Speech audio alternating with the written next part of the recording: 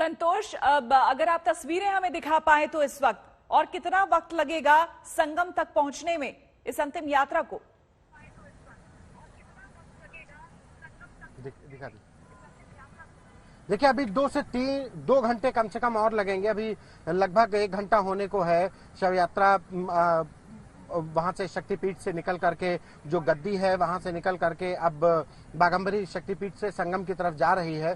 तो करीब 2 घंटे का वक्त और लगेगा, क्योंकि संगम तक जाने के लिए रास्ता भले ही 7 से 8 किलोमीटर का हो, लेकिन जिस तरीके से निकाली जा रही है शोभा यात्रा, लोग सड़कों पर हैं, पूरा गाड़ियों का काफिला है, देश भर के साधु संत आए हुए हैं, उसको देखते हुए और जो गति है जो ट्रक की जिसमें ये शव रखा हुआ है महाराज नरेंद्र गिरी के अंतिम दर्शनों के लिए, उसकी जो स्पीड है, हालांकि प्रशासन ने पूरे इंतजाम किए थे, लेकिन लोगों की भीड़ को देखते हुए, जो गाड़ियों का काफिला उसको देखते हुए अपने आप ये वक्त ज्यादा लगेगा। कम से कम 2 घंटे और लगेंगे अभी संगम तट तक पहुंचने में। आएंगे संतोष, आपसे और जानकारी हम लेंगे। इस वक्त हमारे साथ महंत नवल किशोर दास जुड़ रहे हैं, जो महामंडलेश्वर है निर्वाणी अखाड़ा के, और साथ ही महंत राजू दास हैं, जो कि महंत हैं हनुमान गढ़ी अयोध्या में मंदिर में। सबसे पहले आपसे हम जानना चाहेंगे महंत नवल किशोर दास जी कि इस वक्त खास करके संत समाज में एक तरह से शोक की लहर है, और जिस तरह से ये खबर अपने आप में सामने आई है, निश्चित तौर पर आप लोगों के लिए एक बहुत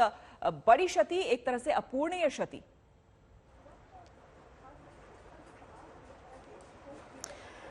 हाँ बहन, निसंदेह पूरा साधु समाज, पूरा भक्त समाज, जब से पूज्य नरेंद्र गिरी जी महाराज का इस प्रकार से संदेह प्रद शरीर पूरा हुआ है, उसे सभी स्थित प्रज्ञ लोग शोक युक्त हैं। पूज्य नरेंद्र गिरी जी महाराज हमारे 13 अखाड़ों के अध्यक्ष के रूप में समस्त साधु समाज का नेतृत्व कर रहे थे। बहुत कुशल व्यक्ति, बड़े सरल और सहज व्यक्तित्व के धनी थे वो। कभी भी किसी से मिले, कभी उनके चेहरे पर शकन नहीं देखी गई, मुस्कुराते हुए खिलखिलाते हुए मिले। अनेक परिस्थितियां आई हैं, क्योंकि मैं अखाड़े में उनके साथ काम कर चुका हूं, अखाड़ा परिषद में प्रवक्ता की दृष्टि से यहाँ दिल्ली में देखता हूं। कभी भी कोई समस्या हुई, उनका चिंता नहीं करो, सब ठीक होगा, भगवान सब ठीक करेंगे। ऐसा दृढ़ निश्चयी व्यक्ति, जिसे अपने धर्म पर, परंपराओं पर परिपक्व निष्ठा थी, कैसे हम मान लें को व्यक्ति आत्महत्या कर लेगा? कौन सी ऐसी परिस्थिति आ गई? मान लीजिए कोई व्यक्ति परेशान भी कर रहा था, तो पूरा प्रशासन उनके पास में था, संकेत करते ही उसको दंडित किया जा सकता था।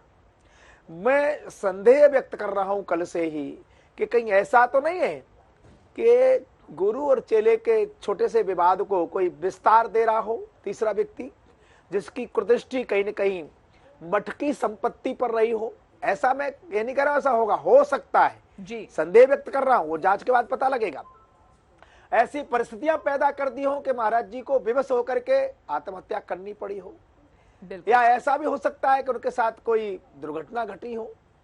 तो हम संदेह व्यक्त कर रहे हैं। हमें विश्वास है आदरणीय मुख्यमंत्री जी स्वयं पीठाधीश्वर हैं, महंत हैं, संत हैं, उनके नेतृत्व में निष्पक्ष जांच होगी। मैं संदेह को और व्यक्त इसलिए करना चाहता हूं, आगे भी भविष्य में सबको बड़ा सचेत रहने की आवश्यकता है। कुछ लोग मठ मंदिरों में केवल संपत्ति के लिए आ रहे हैं, साधना के लिए नहीं आ रहे हैं। उनसे सचेत रहने की आवश्यकता है पूरे साधु समाज को और भक्त समाज को, क्योंकि हम संपत्ति के मालिक नहीं है, हम चौकीदार हैं, संपत्ति परमात्मा की है। आज लोग ऐसा करेंगे, ऐसा कभी सोचा नहीं था। हम बहुत दुखी हैं, विचलित हैं, परेशान हैं, बिल्कुल, और इस पीड़ा को अच्छी तरह से समझा जा सकता है। महंत राजू दास जी भी हमारे साथ जुड़े हुए हैं। महंत जी, आज जो है संगम नगरी तक, संगम नगरी में ही तट तक ले जाया जा रहा है, और वहां पर फिर स्नान होगा, फिर आगे की प्रक्रिया होगी, भू समाधि दी जाएगी। ये जो भू समाधि होती है संत समाज में, ये जो प्रक्रिया है, ये किस तरह से होती है, क्या महत्व है, जरा समझाएं हमें।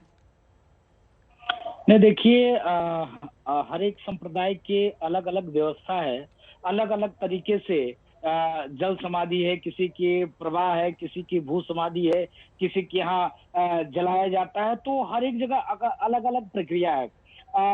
सन्यासियों में है कि कुछ बैरागियों में भी है, कुछ जगह भू समाधि दी जाती है, उदासियों में भी है, कहीं काल भू समाधि दी जाती है। अभी देखिए अवैधनाथ जी महाराज के जो उत्तर प्रदेश के मुख्यमंत्री थे, उनके गुरुजी को भी भू समाधि दी गई। तो भू समाधि की प्रक्रिया जो है बहुत ही जगह मान्य है बहुत संप्रदायों में। जैसे कि हमारे यहाँ क्या है कि जल प्रवाह की, वैष्णव संप्रदाय में जल प्रवाह की व्यवस्था है।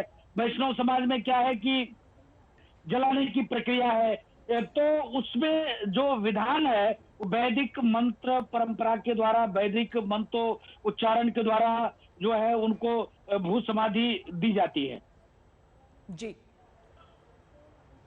महंत जी, खास करके अगर आप नवल किशोर जी, अगर आप बता सके हमें महंत जी कि ये पूरी प्रक्रिया किस तरह से होती है, क्योंकि अभी ले जाया जा रहा है, उनकी जो अंतिम यात्रा है वो निकल चुकी है, संगम तक ले जाया जाएगा और वहां पर फिर क्या होगा, अगर आप बता पाए हमें तो।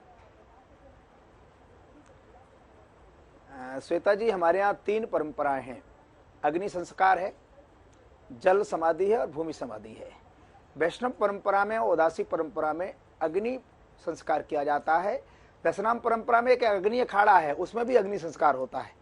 बाकी 6 अखाड़ों में दशनाम परंपरा में भू समाधि दी जाती है।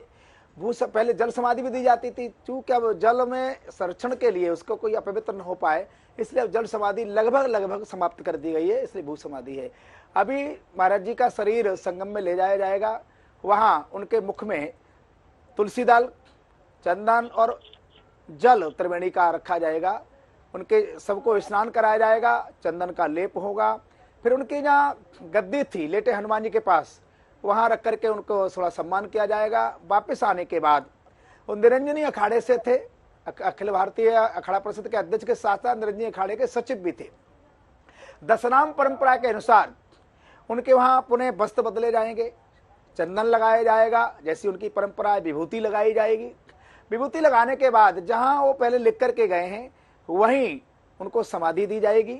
समाधि देते समय पुनः उनके सिर पर जैसे खप्पर रखना, रोट रखना, अलग अलग परंपराएं वैदिक मंत्रों के द्वारा शरीर के अंगों का स्पर्श करते हुए वैदिक मंत्रों का उच्चारण किया जाएगा।